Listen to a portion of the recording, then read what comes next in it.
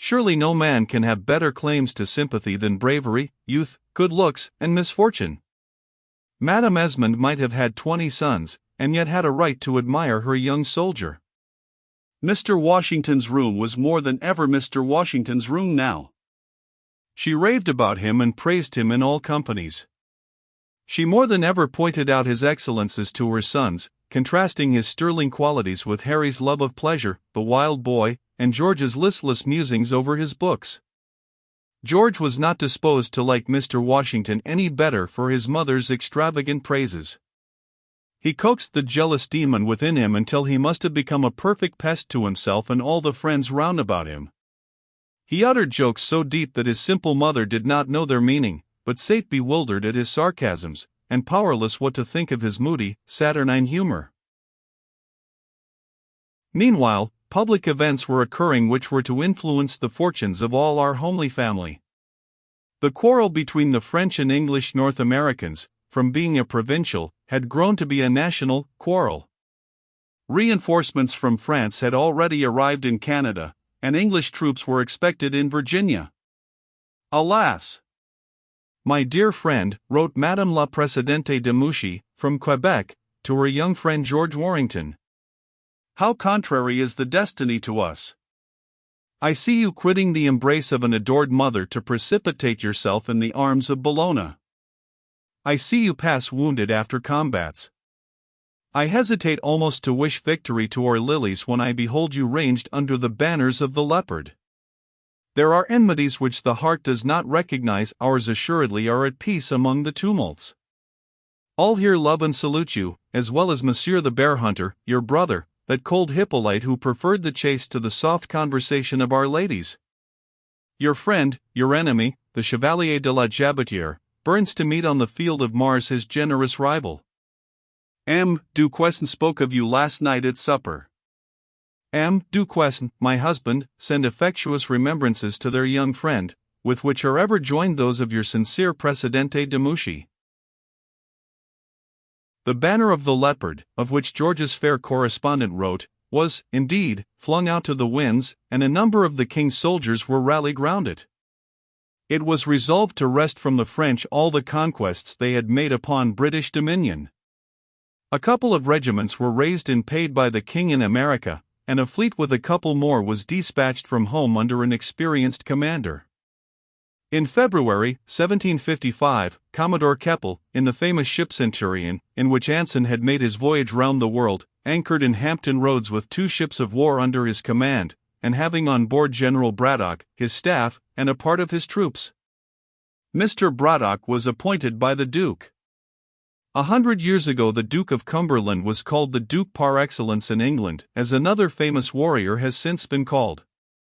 Not so great a duke certainly was that first-named prince as his party esteemed him, and surely not so bad a one as his enemies have painted him. A fleet of transports speedily followed Prince William's general, bringing stores, and men, and money in plenty. The great man landed his troops at Alexandria on the Potomac River, and repaired to Annapolis in Maryland, where he ordered the governors of the different colonies to meet him in council, urging them each to call upon their respective provinces to help the common cause in this strait. The arrival of the general and his little army caused a mighty excitement all through the provinces, and nowhere greater than at Castlewood. Harry was off forthwith to see the troops under canvas at Alexandria. The sight of their lines delighted him, and the inspiring music of their fifes and drums. He speedily made acquaintance with the officers of both regiments. He longed to join in the expedition upon which they were bound, and was a welcome guest at their mess. Madame Esmond was pleased that her sons should have an opportunity of enjoying the society of gentlemen of good fashion from England. She had no doubt their company was improving, that the English gentlemen were very different from the horse-racing, cock-fighting Virginian squires, with whom Master Harry would associate, and the lawyers, and pettifoggers, and toad-eaters at the lieutenant governor's table. Madame Esmond had a very keen eye for detecting flatterers in other folks' houses. Against the little knot of official people at Williamsburg she was especially satirical, and had no patience with their etiquettes and squabbles for precedence.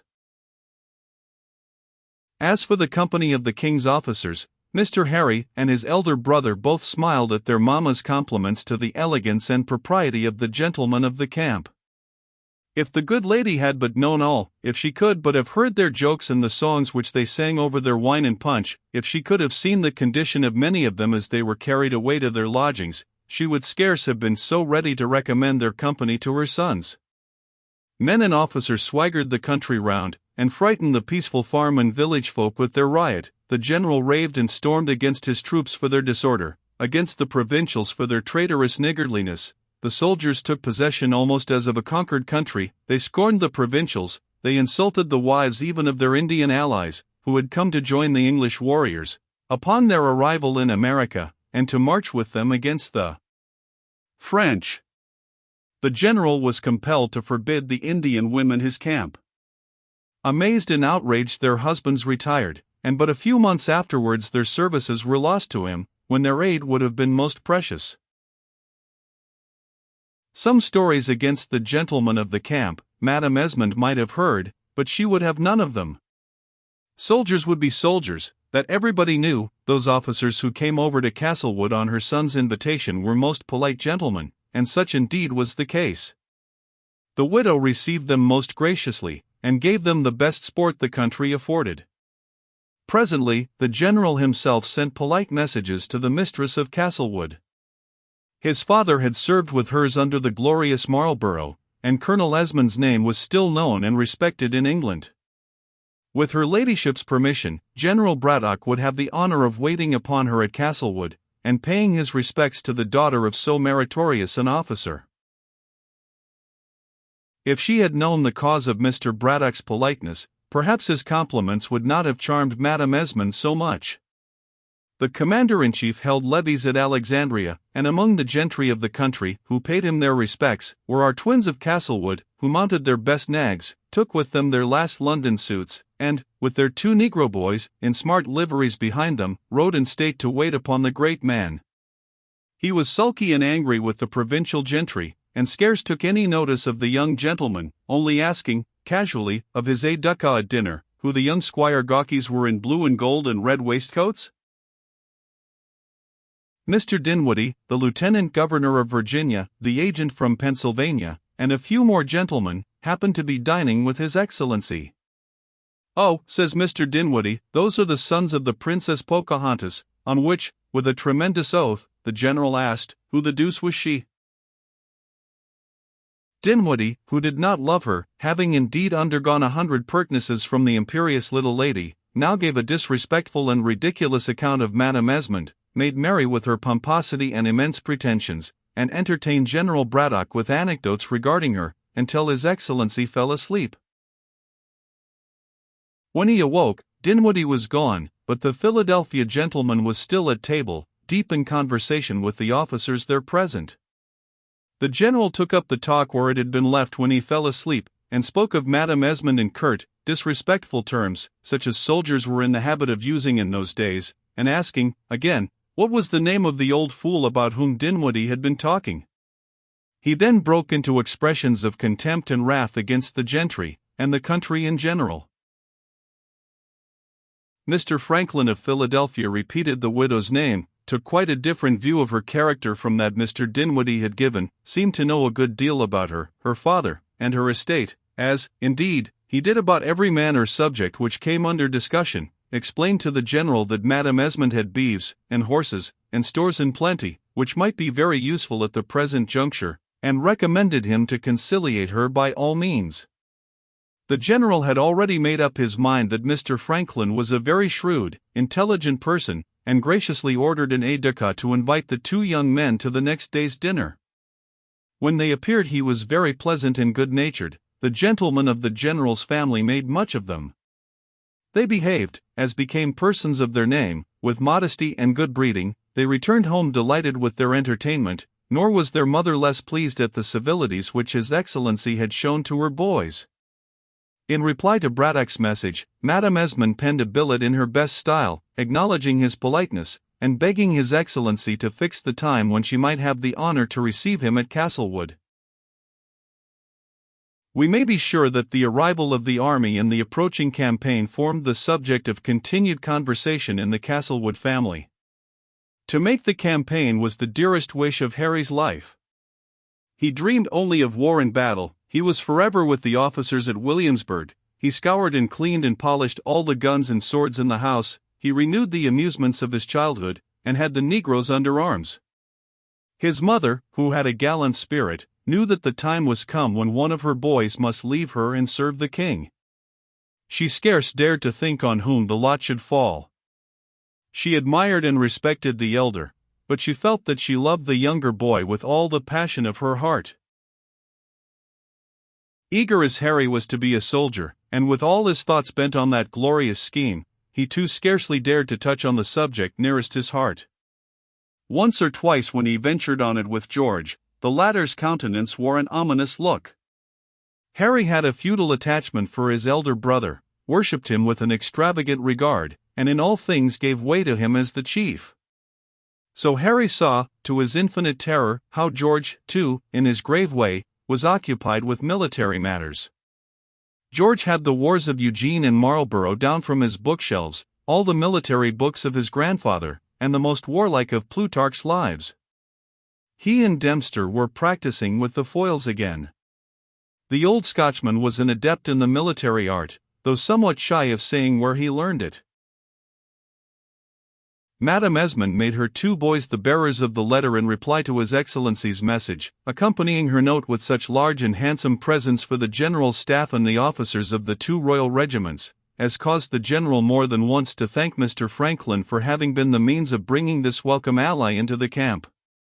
Would not one of the young gentlemen like to see the campaign? The general asked.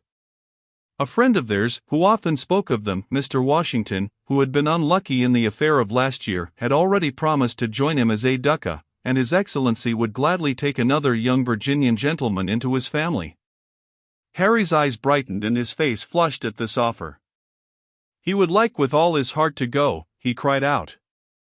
George said, looking hard at his younger brother, that one of them would be proud to attend His Excellency, whilst it would be the other's duty to take care of their mother at home. Harry allowed his senior to speak. His will was even still obedient to George's. However much he desired to go, he would not pronounce until George had declared himself. He longed so for the campaign, that the actual wish made him timid. He dared not speak on the matter as he went home with George. They rode for miles in silence, or strove to talk upon indifferent subjects, each knowing what was passing in the other's mind, and afraid to bring the awful question to an issue. On their arrival at home, the boys told their mother of General Braddock's offer. "I knew it must happen," she said. "At such a crisis in the country our family must come forward. Have you settled yet which of you is to leave me?" And she looked anxiously from one to another, dreading to hear either name. "The youngest ought to go, mother. Of course I ought to go," cries Harry, turning very red. "Of course he ought," said Mrs. Mountain, who was present at their talk. "There! Mountain says so." "I told you so," again cries Harry, with a sidelong look at George. "The head of the family ought to go, mother," says George, sadly. "No. No. You are ill, and have never recovered your fever. Ought he to go, Mountain? You would make the best soldier, I know that, dearest Hal. You and George Washington are great friends, and could travel well together, and he does not care for me, nor I for him, however much he is admired in the family. But, you see, 'tis the law of honor, my Harry." He here spoke to his brother with a voice of extraordinary kindness and tenderness. "The grief I have had in this matter has been that I must refuse thee. I must go. Had fate given you the benefit of that extra half-hour of life which I have had before you, it would have been your lot, and you would have claimed your right to go first, you know you would." "Yes, George," said poor Harry, "I own I should." "You will stay at home, and take care of Castlewood and our mother. If anything happens to me, you are here to fill my place." I would like to give way, my dear, as you, I know, would lay down your life to serve me. But each of us must do his duty. What would our grandfather say if he were here?" The mother looked proudly at her two sons. "My papa would say that his boys were gentlemen," faltered Madame Esmond, and left the young men, not choosing, perhaps, to show the emotion which was filling her heart. It was speedily known amongst the servants that Mr. George was going on the campaign. Dinah, George's foster mother, was loud in her lamentations at losing him. Phyllis, Harry's old nurse, was as noisy because Master George, as usual, was preferred over Master Harry. Sadie, George's servant, made preparations to follow his master, bragging incessantly of the deeds which he would do, while Gumbo, Harry's boy, pretended to whimper at being left behind, though, at home, Gumbo was anything but a fire-eater. But, of all in the house, Mrs. Mountain was the most angry at George's determination to go on the campaign. She had no patience with him. He did not know what he was doing by leaving home. She begged, implored, insisted that he should alter his determination, and vowed that nothing but mischief would come from his departure. George was surprised at the pertinacity of the good lady's opposition. "I know, Mountain," said he, "that Harry would be the better soldier, but, after all, to go is my duty." "To stay is your duty," says Mountain, with a stamp of her foot. "Why did not my mother own it when we talked of the matter just now?" "Your mother," says Mrs. Mountain, with a most gloomy, sardonic laugh, "your mother, my poor child." "What is the meaning of that mournful countenance, Mountain?" "It may be that your mother wishes you away, George," Mrs. Mountain continued, wagging her head. "It may be, my poor deluded boy, that you will find a father-in-law when you come back." "What in heaven do you mean?" cried George, the blood rushing into his face. "Do you suppose I have no eyes, and cannot see what is going on? I tell you, child, that Colonel Washington wants a rich wife. When you are gone, he will ask your mother to marry him, and you will find him master here when you come back. That is why you ought not to go away, you poor, unhappy, simple boy. Don't you see how fond she is of him? How much she makes of him? How she is always holding him up to you, to Harry, to everybody who comes here?" "But he is going on the campaign, too," cried George. "He is going on the marrying campaign, child," insisted the widow. "Nay, General Braddock himself told me that Mr. Washington had accepted the appointment of aide-de-camp." "An artifice." "An artifice to blind you, my poor child," cries Mountain. "He will be wounded and come back, you will see if he does not. I have proofs of what I say to you, proofs under his own hand, look here." And she took from her pocket a piece of paper in Mr. Washington's well-known handwriting. "How came you by this paper?" asked George, turning ghastly pale. I found it in the Major's chamber," says Mrs. Mountain, with a shamefaced look. "You read the private letters of a guest staying in our house?" cried George. "For shame! I will not look at the paper." And he flung it from him on to the fire before him. "I could not help it, George, 'twas by chance, I give you my word, by the merest chance. You know Governor Dinwiddie is to have the Major's room, and the stateroom is got ready for Mr. Braddock, and we are expecting ever so much company, and I had to take the things which the Major leaves here, he treats the house just as if it was his own already, into his new room, and this half-sheet of paper fell out of his writing book, and I just gave one look at it by the merest chance, and when I saw what it was my duty to read it." "Oh, you are a martyr to duty, Mountain," George said grimly. "I dare say Mrs. Bluebeard thought it was her duty to look through the keyhole." "I never did look through the keyhole, George. It's a shame you should say so.